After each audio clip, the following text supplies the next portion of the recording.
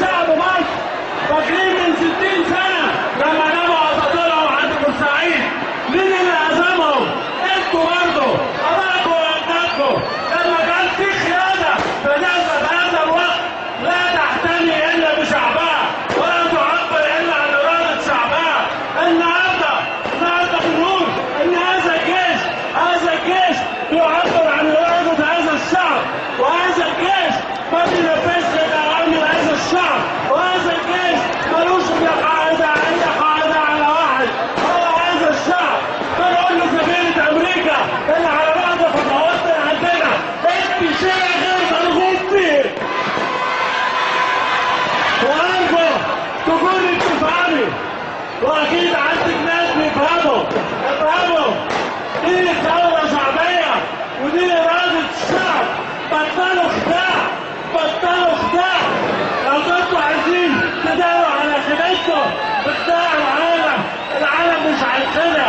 النهارده ده شعب مصر في كل مكان، شعب مصر في القاهرة وفي اسكندرية وفي بورسعيد وفي الدلتا وفي الصعيد في كل مكان بيأكد كلمته إن دي ثورة شعبية. وبنقول إن هذه العصابة اللي ولدوها علينا زورا وعدوانا مكانها الوحيد هو في السجن، مكانها الوحيد هو زبالة التاريخ.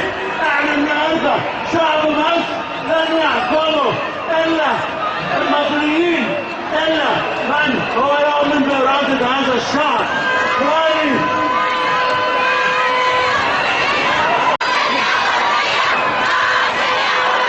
واخواني اللي بنعملها ثالث مرة زي ما من 60 سنة في 26 يوليو خرج الحكومة الفاسدة اللي ما كانتش بتمثل هذا الشعب، وخرج الملك الفاسد الأجنبي اللي كان لا يمثل هذا الشعب. ومن سنة 56 خرجت شركة قناة السويس اللي كانت بتمص دم هذا الشعب. النهارده في 26 يوليو 2013 بنؤكد للعالم كله ان هذه العصابه اللي اعلن الشعب حطوا عليهم خطوط يوم 30 يوليو بيؤكد تاني يوم 26 يوليو ان هذه العصابه رجعت التاريخ، وان لن يحكم مصر الا من يؤمن بعزيمه هذا الشعب، الا من يعبر عن اراده هذا الشعب. تحيا مصر! تحيا مصر! تحيا مصر! واخيرا للمره الثالثه اثبت هذا الشعب ان اللي متغطي بامريكا واللي متغطي بالاستعمار عريان، مفيش اراده ممكن تهزم اراده هذا الشعب. تحيا مصر! تحيا مصر! الشباب حرية، عدالة اجتماعية.